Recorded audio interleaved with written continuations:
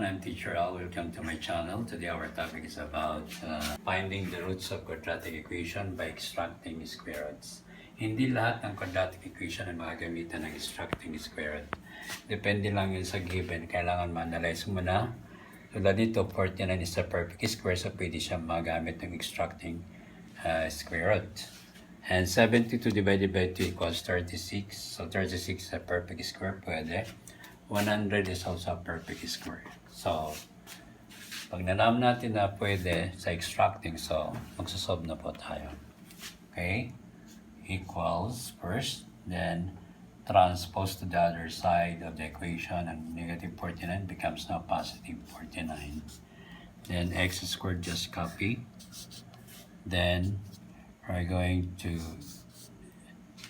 extract square root both sides of the equation, equals 49. And then remember, square root, there's an index silent too, so we're going to cancel that. And the remaining is x equals, and the square root of 49 is 7. Perfect square, we have two answers here, positive and negative 7.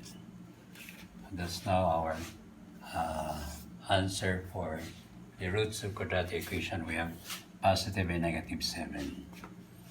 Number 2, we're going to transpose the negative 72 to the right side of the equation. It becomes now positive 72. And this one to x squared, just copy only. And then since we have 2x, we're going solving for x, we're going to eliminate the 2 by dividing itself by 2, both sides of the equation. Then cancel, you have x squared equals 72 divided by 2 equals 36. This time we're going to extract the square root in order to eliminate the exponent of the variable. Both sides we're going to have 36. Then index here is 2, cancelled together with the radical sign, and the remaining is x equals square root of 36. We have positive and negative 6. So our answer for the roots is positive 6 and negative 6. Here, already transferred 100. So our next step is just only to extract the square root of x squared. Both sides we're going to use the square root symbols, and then silent here 2, then cancelled. We have now x. Square root of 10, 100 is 10.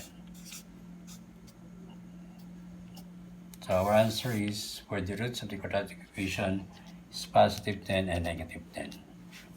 Okay, I hope you understand how to find the roots of quadratic equation by using the extracting square root.